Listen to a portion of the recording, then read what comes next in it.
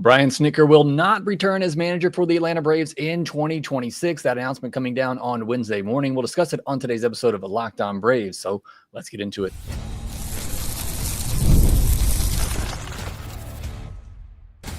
You are Locked On Braves, your daily Atlanta Braves podcast, part of the Locked On Podcast Network, your team every day. Hey, welcome back to Locked On Braves, part of Locked On Sports Atlanta, where we cover your favorite Atlanta sports teams each and every day. I'm your host, Jake Mastriani. You can follow me on social media at shorts.ball. Check out the podcast there at LockedOn_Braves on X and Locked On Braves on Instagram. If you're new and you're watching this on YouTube, please do me a huge favor. Hit that subscribe button, as we're less than 100 subscribers away from 15,000, trying to reach that mark by the end of the World Series. And you can help us get there as well by hitting that thumbs up button and leaving a comment down below. Thank you so much for your support there on YouTube. And on the audio side as well, where we still get the majority of our listeners, you can help out too. Just leave a 5-star review on Apple, Spotify, or wherever it is you get your podcast. Locked On Braves available wherever you get your podcast. Thanks so much for making us your first listen of each and every day as we begin what's going to be a very interesting offseason. So you're going to want to make sure that you're subscribed, tuned in to Locked On Braves. We'll have a lot of content coming your way. In today's episode, we got some big news to discuss. Brian Snitker will not be returning as manager of the Atlanta Braves in 2026. We'll talk about that decision, the implications, why I think it happened, and we'll take a look at some of the initial list of managerial candidates that the Braves could be going after on today's episode of the Locked On Braves. Let's start with the press release that we got Wednesday morning, just about an hour right now before I'm recording this. It says the Atlanta Braves and Brian Snitker announced that the longtime manager will transition to an advisory role within the organization for the 2026 season and will be inducted into the Atlanta Braves Hall of Fame prior to a game next year. So you see, this is not a dismissal. This is not a firing. This is a transition, is what they're calling it. A transition to an advisory role, which we all thought if he wasn't going to come back, that was going to be the case. You obviously don't want to have to dismiss or fire publicly a legend, what he essentially is in the Atlanta Braves organization. So Snitker will transition to an advisory role for his 50th year in the organization, and he will be put into the Atlanta Braves Hall of Fame. I think that is all handled perfectly. I think that is exactly what should happen. I think there should be a transition into another role in the organization. So he sticks around there, gets his 50 years, and I think he deserves to be in the Braves Hall of Fame. And so I think that was all very much deserving and exactly what should have happened with Brian Snitker this year. Now let's look at why this happened, why I think this happened. And we don't know right now officially whether or not this was a dismissal or if this was just a handshake agreement, or if Brian Snitker came in and said, I want to be back, and AA said, we love you, but no. We don't know that. We may never really know that. But why I think this happened is because you've had 2 disappointing seasons. And while the players all say, we love Brian Snitker, we want Brian Snitker back, the bottom line is they weren't responding to Brian Snitker, or at least whatever Brian Snitker was delivering was not getting across. There is no reason that a team with the amount of talent that they have had the past 2 years, even with the injuries, should not be winning 83 games. And I know 2024, they won 89. That was actually a magnificent job by Brian Snitker. I'll give him a lot of credit for that. But there's no reason why this team last year shouldn't have won at least 83 games and gotten to the postseason. Even with the injuries, even with all the players used, still too much talent there. So something was not connecting. And, Kevin Seitzer even said this on his way out last year after the Braves dismissed him. He said the players weren't listening to me anymore. What I was saying wasn't getting across to them anymore. And maybe it wasn't just Kevin Seitzer. Maybe it was the coaching staff in general. Maybe it is the loss of Ron Washington and Eric Young were bigger impacts than we maybe were led to believe. But I think this happened simply because it was time for a new voice. It was time to move on. Now, I think this was the right move. And I've been pretty consistent in saying that for a while now. I think this was the right move. I think this is exactly what should have happened. Even if Brian Snitker came in the office and said, I think I want to return, I want to give it one more shot. No, I'm sorry. This core is in the middle of what should be a long run of postseason appearances, deep runs into the postseason. I cannot have a manager that says, I think I want to give it one more year. I don't want to go out like this. I can't have that. I can't have a manager that is 1 foot in, 1 foot out.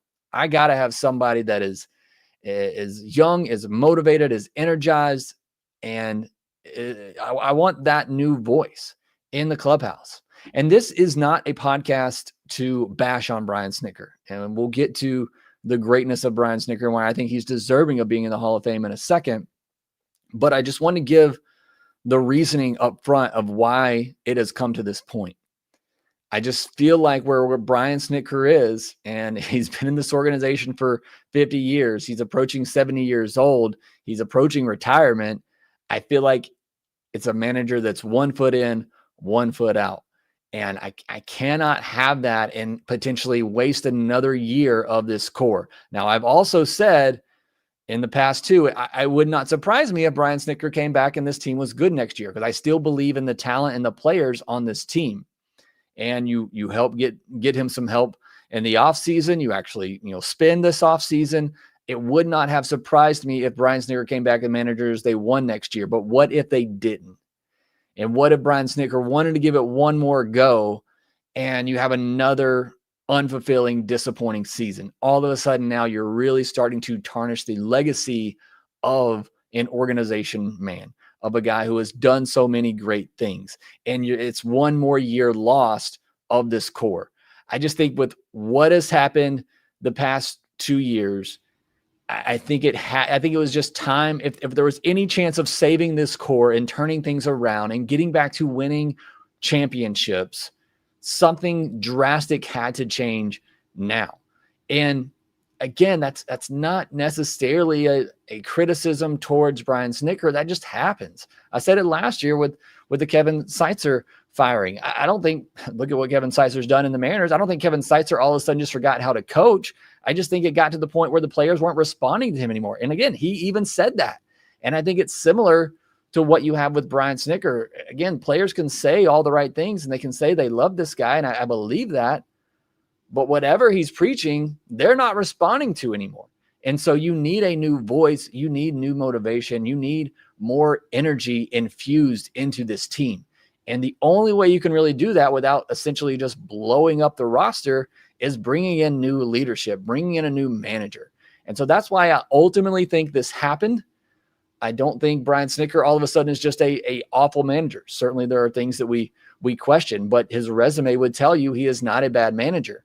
But at some point, that's why you don't see managers and coaches stick around for dozens and dozens of years. At some point, players just stop responding to the same message, and they just need something new. They need a new message. They need new energy. They need new motivation. And especially when you're talking about a guy who's at the likely end of his career and is 1 foot in, 1 foot out, you just can't have that. Players aren't going to respond to a guy that isn't fully committed and isn't fully engaged and energized. And you've just got that feeling the last couple of years that Snitker's doesn't have that energy anymore. I mean, the most energy we saw from him was in game 161 of the season when he and Matt Olson both got tossed. And he's still somebody that's going to take up for his players, and we see that. But again, I just think it ultimately came down to the decision of if we're going to really save this core and we're going to get back to winning championships, we can't potentially have another lost year in 2026. We got to do something now. And I think that's ultimately what the decision came down to. Again, don't know if this was Brian Snitker's decision. Don't know if he came in, and me personally, this is my opinion. We don't know. I think Snitker wanted to come back for one more year. Otherwise, we would have heard an announcement by now. It was reported by Jeff Passan that he told the team yesterday. So this decision came down yesterday on Tuesday. I think he wanted to come back, like I said, or else why not just announce this when the season is over already? It's not like you're playing for anything. I think he wanted to come back. And I think Alex Anthopoulos had to say, we need to go in a new direction. I don't know that. Again, we may never know that. That's just my opinion and how I think things went down. And I think that was the right decision. Hard move to make for Alex Anthopoulos, if that is indeed how it happened. But I think it was ultimately the right decision. But let me know what you think in the comment section down below. Next, we'll get into some other questions around this. Does the coaching staff stick around? Is there still a chance for Wash to return? And we'll get into the greatness of Brian Snitker and some potential shortlist candidates for the managerial position. We'll get into all that here next. The NFL season is here, and so are the MLB playoffs. And FanDuel is making sure you're ready for kickoff and first pitch with a can't-miss offer. Right now, new customers can bet just $5, and if your bet wins, you'll get $300 in bonus bets to use across the app. FanDuel allows you to bet the way you like with player props, building same-game parlays, or even jumping in live as the action unfolds. It makes every game just a little bit more exciting, whether you're watching your team, keeping up with your fantasy lineup, or just enjoying the postseason. You can go out there and check the latest World Series odds. Phillies had the best odds last time I looked, but the way the Dodgers looked on Tuesday night, that's who I picked to win it all. But I do think it's a pretty wide open field, but the Phillies and Dodgers certainly seem like the favorites. But you can check all those odds out there on FanDuel.com, as well as postseason award odds. They have that as well. Pretty much anything you can think of, you can find it there at FanDuel.com. Also, make sure you visit FanDuel.com/playsafe for tools and resources to help you stay in control of the way you play. So, are you ready? Download the FanDuel app now by visiting FanDuel.com to get started. That's FanDuel.com to place your first $5 bet. Thank you, as always, making Locked On Braves your first listen of each and every day. Go check out Locked On MLB for your second listen of the day. Sully and the guys from MLB Game Night keeping you caught up with all the action happening in the postseason. We'll have at least one more episode this week. I wasn't planning on doing one today, but we got the news of Brian Snitker. And so we'll have at least one more episode on Friday, our mailbag episode. We get any more news, we might do one on Thursday, but at least one more episode coming your way this week. So get your questions ready. I'm sure there'll be plenty of coaching questions for Friday's mailbag episode. Back into the discussion of Brian Snitker. Before we go any further, got to stop and talk about what Brian Snitker has done for this organization. And you look at it, as I mentioned earlier, he's been with this organization 49 years. 811 wins is the third most wins ever by a Braves manager. 6 NL East titles, 7 postseason appearances, a World Series championship, an NLCS appearance that still bums me out, but he made it there and then came back the next year and won it. 2018 NL Manager of the Year and was nominated 4 times. Probably should have won another one in there. This guy was a great manager. I mean, we all can talk about some of the issues with the bullpen management, maybe the lack of analytics that were used in decision-making and lineup making and all of that, certainly. And as fans, that's our job, right? We're going to criticize no matter what. But you can't look at that resume. Third most wins in franchise history, 7 straight postseason appearances, a World Series title. And in that World Series run, I always say that was the best managing I've seen out of Brian Snitker. The way he used that bullpen in that World Series run was just unreal. I always go back to the decision in the NLCS to put, I know it was in the World Series. He put Tyler Matzik back out there in a game that the Braves were losing, shut it down, came back and won that game. I want to say it was game 3, but apologize. Memory's not great. Either way, that moment sticks out to me of that decision to go to Tyler Matzik in a game that they were losing. Ultimately, he obviously did what Tyler Matzik did and held them scoreless, and the Braves came back and won that game.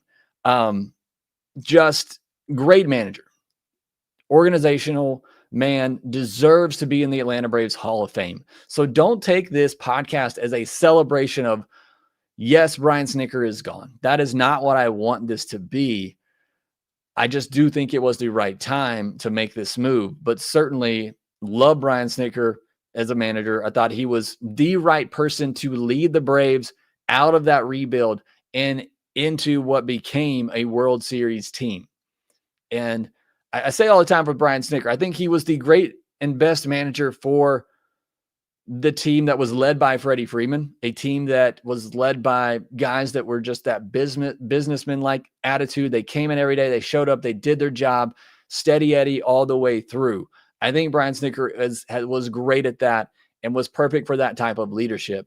I think this team now, which still has some players like that, but I don't think he's the manager that's going to energize the troops whenever things aren't going well. When things are going great, I think he's fantastic of keeping things even keel, not getting too high, not getting too low, and just maintaining.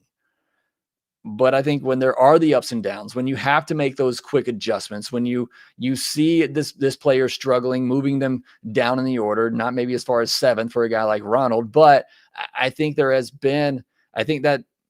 been a weakness of his as a manager. But I do think he's a great manager. I think he has done an amazing job for the Atlanta Braves, and I think he deserves all the credit and praise that he's going to be getting. Now, he is having his press comments right now, so a couple of comments coming out of that. Snitker said, "When I was honest with myself, I knew this was the right decision, and I feel good about this." So Snitker saying that this was ultimately his decision to step down. He also said, "Hopefully I'm leaving this thing better than I got it. Our players created a culture. Guys wanted to be a part of that." These quotes coming from David O'Brien of The Athletic. So according to Brian Snitker, after he reflected at the end of the season, he said this was his decision and it was the right decision. So again, take that for what you will. And I guess if you read the quote, "When I was honest with myself, I knew this was the right decision," still doesn't necessarily say that it was his decision. But either way, I think it was the right decision for where the Braves are right now. Now, some other fallout from this. What happens to the rest of the coaching staff? You look at the guys on the staff right now. Walt Weiss is the bench coach. Tim Hires, who's only been here for a year, is the hitting coach. Rick Kranitz, who's been fantastic. You look at some others, Tom Goodwin, first base coach, Freddie Gonzalez, who they brought in mid-season or earlier in the season, actually, to be the third base coach. Eddie Perez. I would like to think that some of these guys are going to stick around. Walt Weiss is obviously going to be in consideration to take over as manager. We'll talk about that when we get to the list of managerial candidates. I would hope Rick Kranitz stays around, as he's one of the best pitching coaches in the game, and the Braves pitching development has been fantastic. So I'm hoping that Rick Kranitz can stick around. And I would love for Eddie Perez to stick around too. But Eddie Perez is going to want a managerial job at some point. I don't think he's going to, maybe he gets an interview for this just to give him that experience. I don't think he's going to be realistic consideration. But we'll see what happens. I think particularly with those 3 or 4 guys, Walt Weiss, Tim Hires, Rick Kranitz, and Eddie Perez are the 4 coaches that I'm really curious to see what happens with them. Like I said, I would love for Cranny to stay around. I would love for Eddie Perez to stay in the organization. We'll see what happens. I could go either way on Tim Hires. We talked about that a lot on yesterday's episode. You haven't given that a listen because I know it hasn't been out very long. No way it is Freddie Gonzalez. See some of those in the comment section. It will not be him. And then what happens to Wash? We talked about this on yesterday's episode too, with the Angels dismissing Ron Washington. Could he return as a coach? Could he be in the managerial mix too? I don't think that's going to be the case. And I just think where Wash's health is, and I know he said he's healthy, he wants to manage again. We'll see. We'll see if anybody gives him that opportunity. I don't think it will be the Braves, but I think if nobody does give him that opportunity, and again, it depends on who they bring in. Like if Walt Weiss is promoted to manager, Ron Washington's got to be your first call. As I said, if they were going to keep Brian Snitker, Ron Washington has to be your first call. But we'll see what happens with Wash. I would love to have him in the organization either way. But let me know what you think, who you think should be brought in. Todd Twilley says Wash needed to retire. Rod says Wash back as an assistant. So some differing views there. Certainly, I do think Wash needs to maybe slow down a little bit. He's older than Snitker by a year. But I would love to have him back in some capacity. Moises Perez says DeRosa for manager and Chipper for hitting coach with Professor Maddox as pitching coach. Everybody keeps trying to get a different pitching coach. Had somebody the other day talk about Charlie Morton, maybe going to a pitching coach role. Rick Kranitz is one of the best pitching coaches in baseball, and the Braves pitching has been fantastic. I don't want Rick Kranitz to go anywhere. And I don't think Greg has any interest in coaching Look, if Chipper wanted to be the hitting coach, again, I think it would be his job the moment he said, I'm ready. From everything he said so far, he's not ready. So until that point, you can't force him. And I applaud him for wanting to spend time with family. I think that's very important. I think for Charlie Morton, as Brad Cleveland says, just Charlie Morton had all the consideration. I think Charlie Morton needs to go spend time with his family. So not right now, maybe in the future, but I don't think so at this moment. Ray Carl says, I think it's the great time for Brian Snitker to step down. It's been 7 years, Magic going, but my fear was he was going to ruin it by continuing. And that was kind of my fear too. If he did come back next year and you had the same disappointment and it all of a sudden it's another year wasted, you're ruining the legacy of a great man and a great Braves man. I think the risk of that happening was not worth bringing him back to hopefully see. Like I said, I think it could happen. I think he could have won in 2026, but I think the risk of that not happening, setting this team back another year, was not worth that risk. So I think it was absolutely the right move. Laves says Andrelton Simmons for manager. I'd love to bring him on as a defensive consultant. That would certainly be grace. JK, Walt Weiss will never really be considered. He'll get an honorary interview and that's it. I tend to agree that I don't think he'll be a serious candidate. All right, we'll get into that next. I'll give you my short list of candidates, and we'll look at some of the managerial openings, and we'll talk about the postseason update. We'll do all that here next. This episode is brought to you by PrizePicks, the daily fantasy app where making the right call can actually pay off. You and I make decisions every day, but on PrizePicks, being right means cashing in. With football back, MLB postseason, PrizePicks is the simplest and fastest way to get in on the action. Just pick more or less on 2 to 6 player projections, and you can turn your takes into real prizes all in less than 60 seconds. All you got to do, open up that PrizePicks app and see what they have more or less on, see what number they have set for, whoever's pitching in the postseason on Wednesday. That is today that we are talking about. And it's really just as simple as that. It's all you got to do. Or if you're in the NFL, you can take a look out there. Is this player going to get more than such and such rushing yards? You pick more or less. It is that simple, and you can do it all right there in the PrizePicks app. It's quick and it is easy. Also, if you have issues controlling the way that you game, visit prizepicks.com/help-center/responsible-gaming for tips on how to practice responsible gaming. Download the PrizePicks app today. Use code LOCKEDONMLB to get $50 in lineups after you play your first $5 lineup. That's code LOCKEDONMLB for $50 in lineups after your first $5 play. PrizePicks, it's good to be right.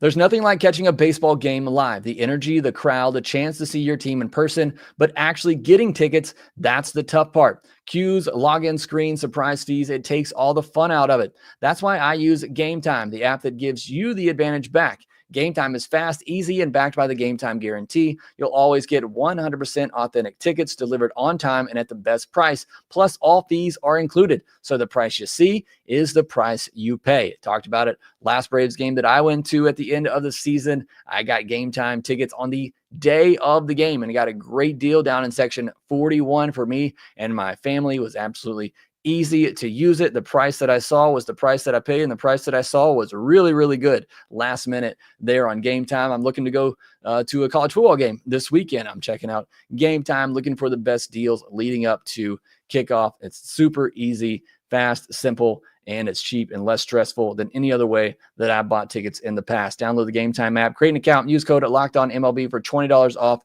your first purchase. Terms apply. Again, that's promo code LOCKEDONMLB for $20 off. Swipe, tap, ticket, go. Download Gametime today. Let's jump back into the managerial discussion here and look at the managerial openings that we know of right now. We have the Giants, the Twins, the Rangers, the Angels, and the Braves. If the Orioles in there as well. I don't think the Orioles have announced a coach yet, but those are some pretty decent openings, and we'll see what happens with the rest of the postseason. You never know with the New York teams. I know the Mets manager is coming back. We don't know if the Yankees were to bow out early. After losing game one of the wild card, could Aaron Boone be on the hot seat?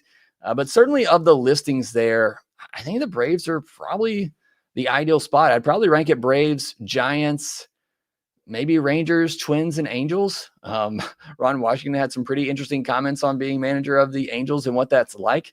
So I think the Braves, as Rod said, I think I don't know if they're the best job, but they're certainly one of the best jobs when you look at a core that you have that is ready to win and win championships now. And now you look at some of the managerial candidates out there for this position. I think the 4 top candidates are Skip Shoemaker, David Ross, Mark DeRosa, Walt Weiss. I think those are your 4 primary candidates for the Atlanta Braves of known names. Here's the issue with Skip Schumacher, who I think is at the top at pretty much everybody's list. He's already in the Rangers organization. I would be surprised if we don't get an announcement soon that he's going to take over as manager of the Rangers. So I don't know that he's going to be available. So then my top candidate becomes David Ross. Former catcher, always make great, I shouldn't say always, but a lot of times makes great managers. He's already gotten his feet wet as manager of the Cubs. It didn't go particularly well, but I would much rather have that than a guy like Mark DeRosa, who doesn't really have any managerial experience out of a short stint in the World Baseball Classic with Team USA. I would rather already have somebody that's been through that trial, knows what it's like, failed a little bit, but maybe is now ready to get back into it. So I think David Ross would probably be my leading candidate if Skip Schumacher is not available and does just take over that job for the Rangers. If they wanted to go with an older presence and, a guy that's been there, done that to just try to finish this off, I don't think this is the way they should go, and it's not the way that I would want to go. Dusty Baker, obviously a lot of experience as a manager, World Series winner now, has some ties to the Braves organization. Bruce Bochy, and again, I don't think he would step down. I don't know that he's officially said he's retiring or not, but he said that before and came back. I don't think that would happen. And then one other name I'll throw out there to you, and again, this wouldn't be near the top of my list, but I saw him on a list for another team, and that's Ryan Flaherty. Currently the Cubs bench coach, so in the postseason right now, does have some ties to the Braves, younger guy. Again, I don't really, whoever they hire, I don't want this to be their first managerial job. So I want somebody with some experience, but that does, limit the pool. I mean, every now and then you got to take chances. That's why a guy like Walt Weiss, I think, would make some sense. So if I had to rank it right now, I'd say Schumacher, Ross, Weiss, then maybe Mark DeRosa. I think that would probably be the way that I would rank my short list that I had. We'll obviously do more episodes on this coming in the future of guys that I like. I know Rod saying no to Weiss. Others have said no to Weiss. I don't love that. Again, just of the names that we know, those are some of the ones that I think would be good. I see Carter saying Mark DeRosa, David Ross, Ron Washington, Martin Proto. Yeah, I didn't throw Washington in here. I just don't know that, as much as I love Wash, I want somebody that's younger, a little bit more analytically driven. It's not all that they go on. They take the analytics with their gut and their feel in the game. But I just want somebody a little bit younger, a newer voice. I would love to have Wash back, but I don't think I want him back as the manager. Martin Prado, I would love to have Prado back in the organization. I'm not sure where he is right now. Last time I looked, I think he was with the Marlins. Adam Alsop says Jason Varitek. That's a very interesting one, a former catcher as well. Doc's Cards, could Gonzalez get another shot? I hope not. I don't think so. Doc, love you, but no, I don't want to see that happen. But those are some of the names that I think right now that we know of that I would prefer. But again, we'll see what happens as we get more news and more information. Just a couple of more comments here from Brian Snitker's press conference before we wrap things up. This one, again, from David O'Brien of The Athletic, says Braves GM Alex Anthopoulos choked back tears when asked about his 8 seasons with Snitker. Best run of success of my career. The reason I'm wearing this World Series ring is because of him. And Brian Snitker also said, once a Brave, always a Brave. So some nice stuff there. Chipper Jones chipping in to say, love you, Snit. So it's definitely, you see in Brian Snitker's press conference too, he's holding back tears. So a very emotional day. I mean, Brian Snitker, again, he is a Brave through and through. I know this wasn't an easy decision for both he and Alex Anthopoulos, but I think it was the right one for the direction of this team and where they are. But that will do it for this episode of Locked On Braves. Thanks so much for joining me here live. Almost 300 in here. Another name that I see that's an interesting one too, Brad Ausmus from Doc's Cards. He may be a good manager, former catcher, all of that. But my impression of Brad Ausmus right now is that face that he made after Acuna's throw from right field. That was just the most dumbfounded face that I've ever seen before. But he could be a good candidate as well. I don't hate that. Again, love the former catcher getting that opportunity. They usually make great managers. Lava says Kenshin Kawakami. Hey, that might help us get some more international prospects to come sign here.